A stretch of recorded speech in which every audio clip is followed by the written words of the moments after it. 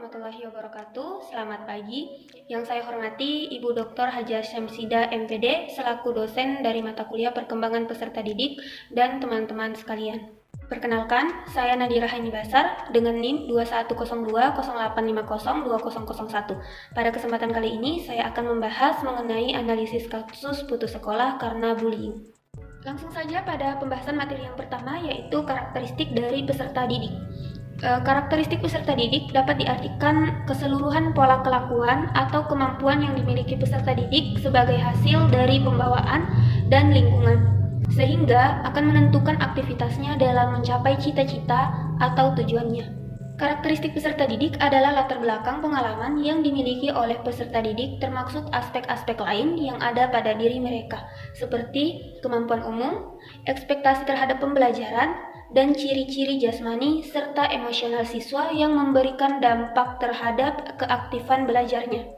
Karakteristik peserta didik sendiri meliputi etnik, kultural, status sosial, minat, perkembangan kognitif, kemampuan awal, gaya belajar, motivasi, perkembangan emosi, perkembangan sosial, perkembangan moral dan spiritual, serta perkembangan motorik.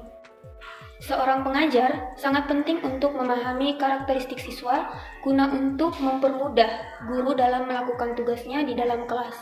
Guru memiliki tugas memberikan pembelajaran di kelas. Tugas ini akan mudah jika guru bisa melakukan pembelajaran sesuai dengan karakteristik siswanya masing-masing.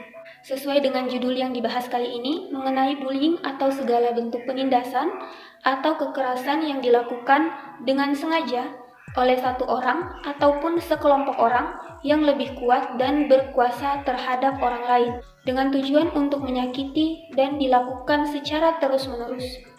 Bentuk-bentuk bullying diantaranya bullying fisik, verbal, dan bullying tidak langsung. Bullying fisik di sini misalnya menonjok, memukul, menendang, dan menggigit. Bullying verbal misalnya menyoraki, menyindir, mengolok-olok, menghina, dan mengancam. Selanjutnya yaitu contoh permasalahan bullying di lingkungan sekolah. Beberapa contoh bullying di lingkungan sekolah diantaranya sering terjadi pada peserta didik baru karena adanya budaya senioritas. Walaupun berdasarkan peraturan yang berlaku sudah tidak diperbolehkan adanya senioritas, namun masih banyak sekolah yang bersikap senioritas. Selain itu, contoh kasus bullying yang terjadi di lingkungan sekolah diantaranya kakak-kakak kelas yang memerintah adik kelas mereka dengan sesuka hati. Banyak kakak kelas yang merasa lebih tahu tentang sekolah sehingga sesuka hati memerintah adik kelasnya untuk melakukan ini dan itu.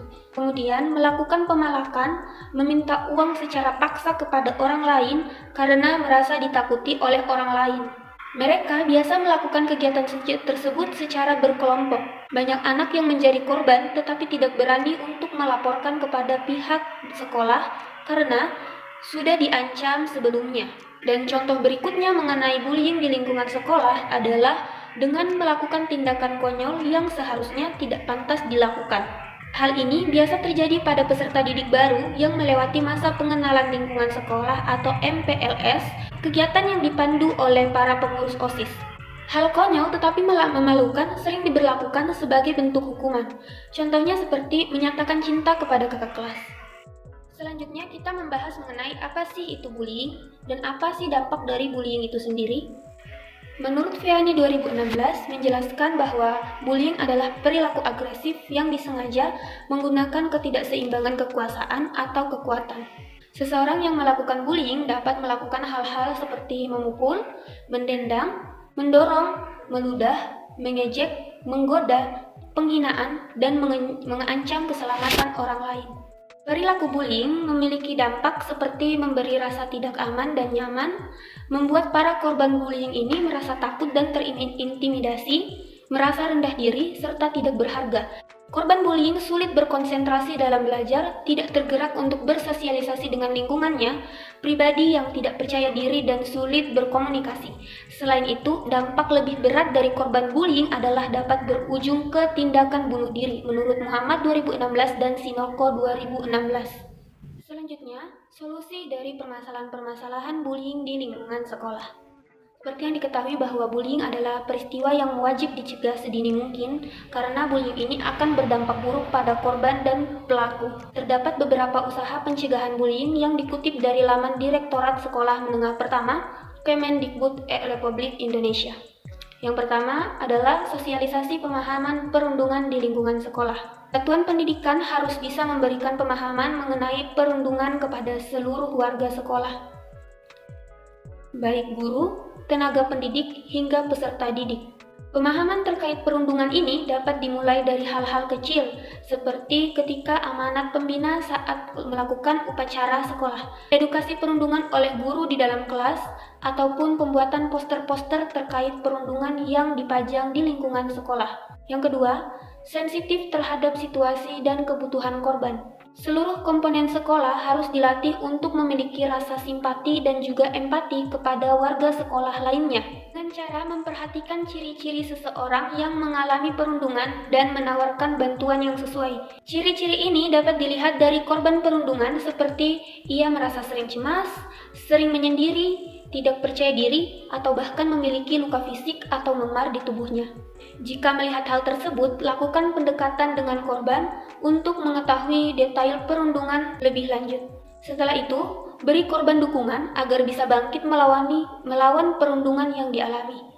Yang ketiga, membuat kebijakan terkait aksi perundungan. Satuan pendidikan wajib tegas dan tidak pandang bulu dalam menindak perundungan. Hal ini guna untuk membuat calon pelaku perundungan berpikir dua kali untuk melakukan tindakan perundungan tersebut. Selanjutnya, perilaku bullying juga dapat diatasi dengan cara yang pertama, deteksi tindakan bullying sejak dini. Sebagai seorang guru atau pengajar, sudah seharusnya segera hapuskan bibit-bibit bullying sedini mungkin, seperti menghina bentuk fisik, merampas benda-benda, ataupun menyakiti fisik. Yang kedua, memberikan sosialisasi terkait bullying. Sosialisasi ini dilakukan oleh pihak sekolah kepada seluruh warga sekolah, seperti guru, siswa, pegawai tata usaha, security, bahkan tenaga kebersihan.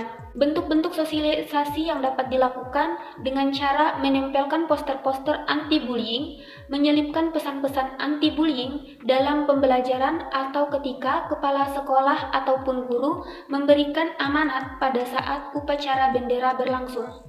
Yang ketiga, memberikan dukungan pada korban. Biasanya, korban bullying merasakan ketakutan dan kecemasan berada di lingkungan di mana ia mengalami bullying. Kemudian, bekerja sama dengan orang tua siswa sehingga korban bullying dapat hidup normal kembali. Yang keempat, membuat peraturan yang tegas tentang bullying.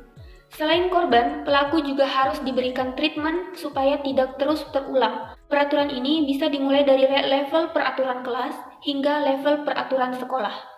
Yang kelima, memberikan teladan atau contoh yang baik. Guru harus sangat berhati-hati dalam bertindak maupun bertutur kata.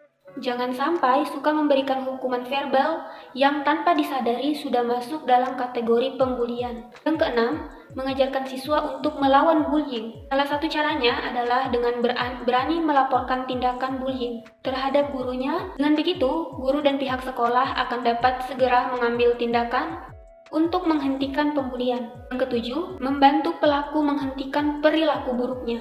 Seorang guru, ajarkan pada pelaku untuk bersimpati dan berempati pada orang lain. Selain itu, berikan juga pengetahuan bahaya pembulian kepada korban-korbannya. Selanjutnya, contoh kasus bullying yang terjadi di SMP Negeri di Blitar. Seorang siswa SMP negeri di Blitar yang berusia 12 tahun, ia tidak mau sekolah lagi karena trauma menjadi korban bullying hingga 6 kali pingsan. Siswa tersebut juga mengaku trauma dan ketakutan karena kerap mendapat ancaman dari pelaku. Orang tua siswa melaporkan kasus ini ke pihak kepolisian dan meminta proses hukum berjalan untuk memberi efek. Awal masuk sekolah, korban kerap dijahili teman-teman sekelasnya. Aksi bullying itu lambat laun semakin parah, sampai pada penganiayaan hingga menyebabkan korban pingsan. Seperti keterangan dari orang tua korban, aksi perundungan terakhir dialami oleh putra mereka usai upacara Hari Sumpah Pemuda. Ia tiba-tiba diserang dari belakang. Sorenya, korban pergi mengaji ke musolah yang jaraknya sekitar 100 meter dari rumah mereka. Namun saat pulang, korban kembali mendapat ancaman dari teman satu sekolah yang diduga melakukan pemukulan pada pagi harinya. Sejak saat itu, anak saya sudah nggak mau sekolah. Saya lalu laporkan ke pihak sekolah untuk memberitahukan kondisi anak saya, ungkap orang tua korban.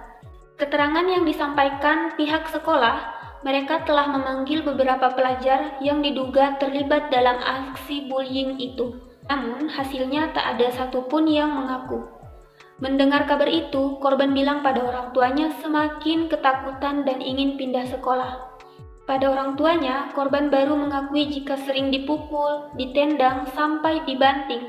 Bahkan saat kondisi korban pingsan terakhir, ada yang cerita alat kelaminnya dibuat mainan oleh beberapa pelaku. Sore tadi, S baru secara resmi melaporkan perundungan yang dialami anaknya ke Polres Blitar pada pukul 16.45 waktu Indonesia Barat. Korban telah ke RSUD Ngudi Waluyo Linggi untuk divisum. Kami telah menerima laporan dari orang tua korban. Selanjutnya akan ada proses penyelidikan lebih lanjut, kata Kasar Reskrim Polres Blitar AKP Sodik Effendi saat dikonfirmasi mengenai kejadian tersebut. Kesimpulan dari kasus bullying kali ini adalah bullying merupakan tindakan yang disengaja maupun tidak disengaja, tetapi dengan jelas menyebabkan ketidaknyamanan, penghinaan, kerugian, kejahatan, dan penderitaan bagi korban yang dapat menyebabkan lingkungan bekerja yang tidak menyenangkan di mana korban sama sekali tidak menginginkan perlakuan tersebut. Kemudian, pesan yang dapat diambil dari pembahasan mengenai kasus bullying kali ini adalah jangan takut untuk melawan kepada orang yang membahayakan diri kita sendiri. Jangan menjadi orang yang sok kuat atau sok menguasai karena itu bukanlah hal yang baik. Dan jika terjadi kasus bullying sekecil apapun, jangan takut untuk melaporkan kepada pihak yang lebih berwajib untuk menanganinya.